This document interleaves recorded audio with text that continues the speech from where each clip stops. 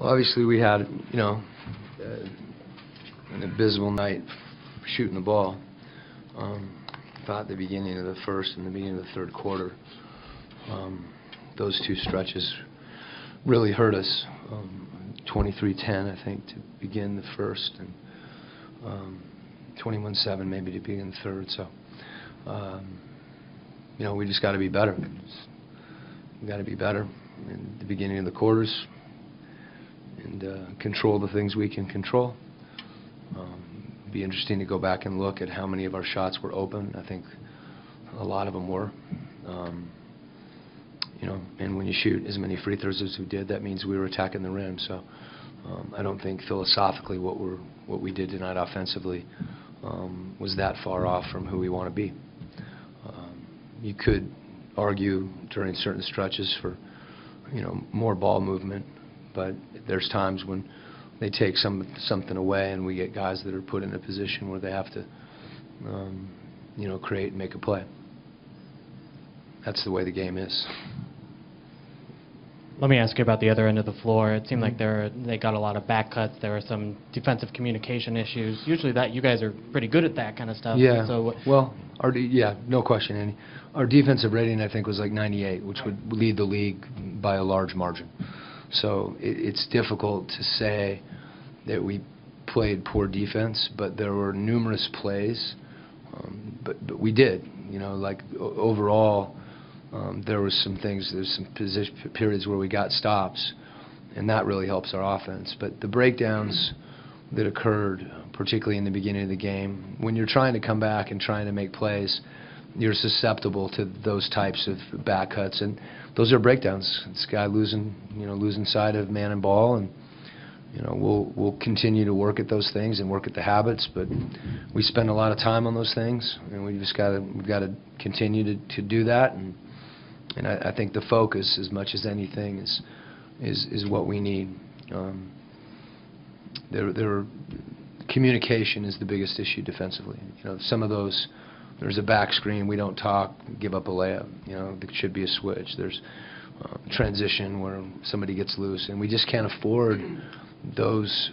Our margin, when we don't shoot well, shoot about as poorly as we can, is very small. So those defensive breakdowns have a huge impact on the game.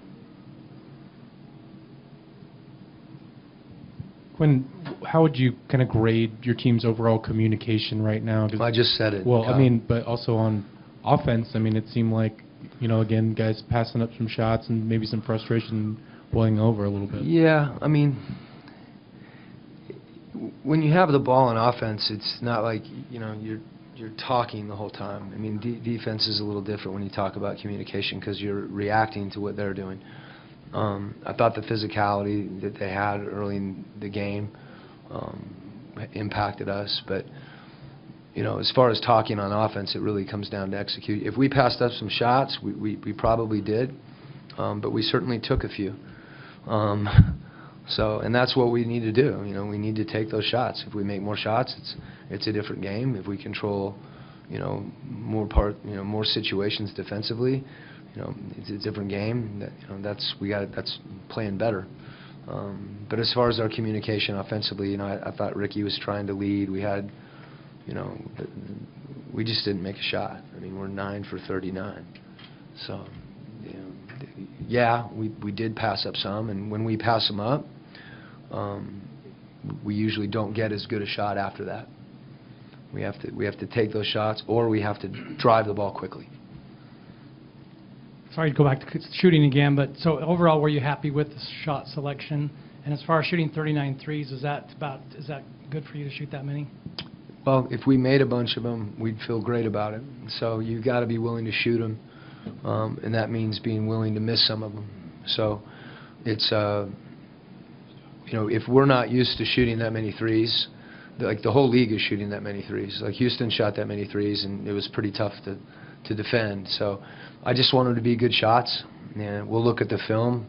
But it felt to me like, there's good. Sometimes if they're not going, that's when you need to drive the ball. But you look at our free throw attempts, it's hard to argue with the fact that, we didn't attack the rim.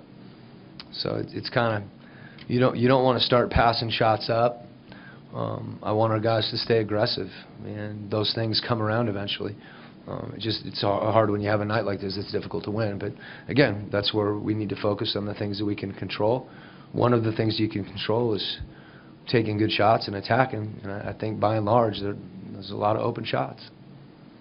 Coach, was there a philosophical reason why you started Donovan in the second half, or was it anything deeper than that? Or was it just a feel thing? No, I think, the same reason I decided to play Raul.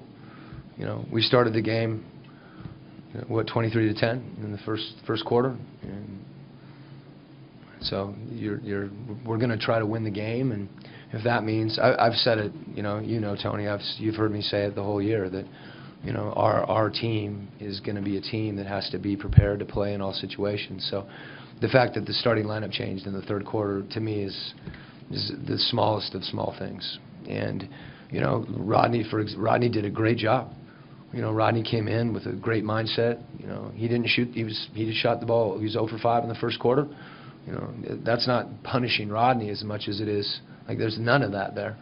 No different than not finishing the game with Ricky. Because Donovan didn't make shots, but towards the end of the game we needed to score, and so those are just decisions that you make during the course of the game, and that was a decision that we made during the course of the game. And if we had won, that wasn't why we won, and if we lose, that's not why we lost. Everybody's got to play better.